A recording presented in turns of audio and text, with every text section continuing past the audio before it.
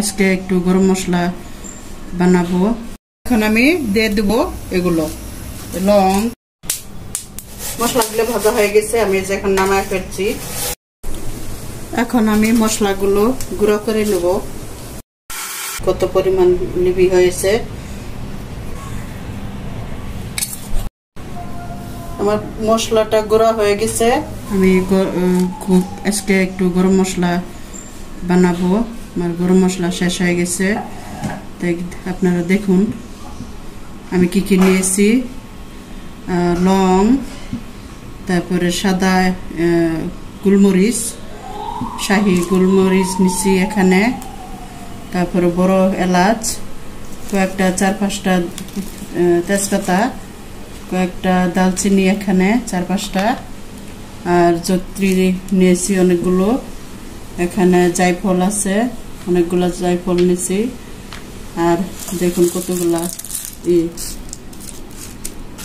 আর এখানে কিছু অল্প পরিমাণ আমি জিরা নিয়েছি। এখন এগুলো একটু হালকা করে ভেজে নিব। ভেজে নিয়ে তারপরে আমি এগুলা গুঁড়ো করব। আপনারা দেখতে থাকুন। আস্তে আস্তে তরকারিতে না দেওয়ার থেকে এভাবে সবগুলা মশলা একখানের জন্য আমরা গুঁড়া করে তারপরে তরকারিতে দিই। লাগাও পরিমাণ কম আর ফ্লেভারও ভালো হয় তরকারিতে। আর এমনি তো দাঁতের নিচে পরে আস্তে আস্তে মশলা ভালো লাগে না, বাচ্চারা পছন্দ করে না। তো দেখতে থাকুন। এই যে এখন আমি এই মশলাগুলো আমি ভেজে নিব হালকা করে। প্রথম তেজপাতাগুলো দিলাম, দালচিনি দিব, তারপরে এই বড় বড় এলাচগুলো দিব। এগুলো আমি এক এক করে সব কিছু দিব, দিয়ে তারপরে ভাজবো।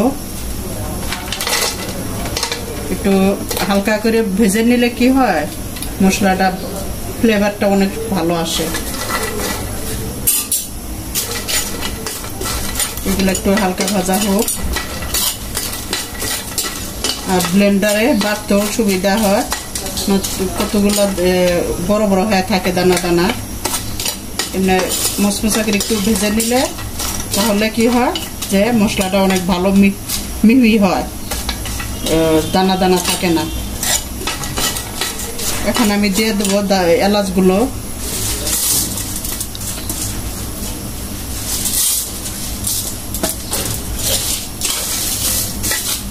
আমি একসাথে অনেকগুলা করে রাখি। দিয়ে দেবো এগুলো লং, তারপরে গোলমরিচগুলো। আমি জিরাটা আগে দিব না, জিরাটা দিয়ে দিলে জত্রিগুলো দিয়ে দেবো। জিরাটা দিয়ে দিলে কি হবে, পুড়ে যাবে।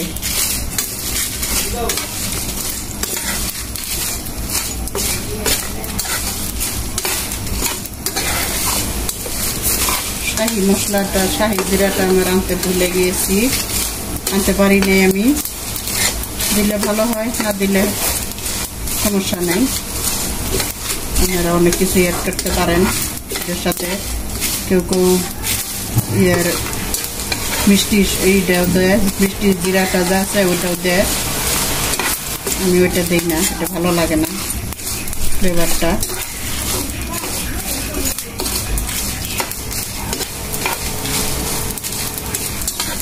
এখন আমি জিরাগুলা দিয়ে দেবো।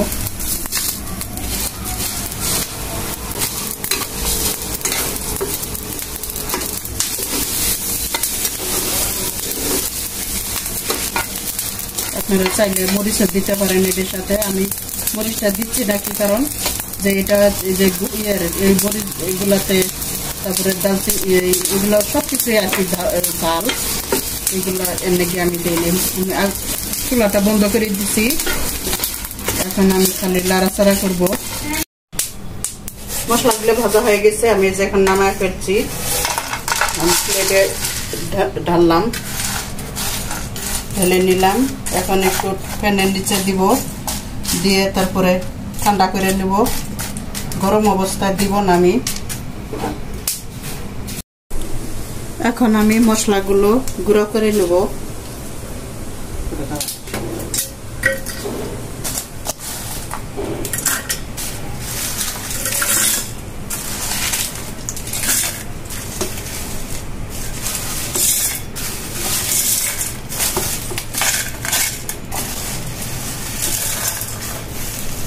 সব মশলাগুলো আমি দিয়ে দিয়েছি, এখন আমি গুঁড়ো করে নিব। আমার মশলাগুলো দেখুন কত পরিমাণ নিবি হয়েছে। এরকম করে আপনারা করবেন। মশলাগুলো আমি তুলে নিচ্ছি।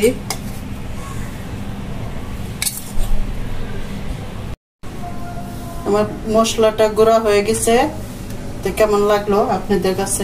আপনারা ওইভাবে করবেন। এটা এরকম করলে মশলাটা উন্নতি বেশি হয়। আমরা যেমন টাকা পয়সা বাঁচাইতে চাই, এরকম আপনারা যদি যে পরিমাণ মশলার দাম বাড়ছে, আপনারা সব এরকম মিক্স করে যদি আপনারা মশলাটা এরকম পেস্ট করে রাখেন, তাহলে পরিমাণও কম লাগবে, আপনাদের খেতেও তরকারি খেতেও ভালো লাগবে। তো আমার মশলাটা কেমন হলো কমেন্ট করবেন, জানাবেন, শেয়ার করবেন, লাইক করবেন, সাবস্ক্রাইব করবেন। ভালো থাকবেন আপনারা, সুস্থ থাকবেন। আল্লাহ হাফেজ।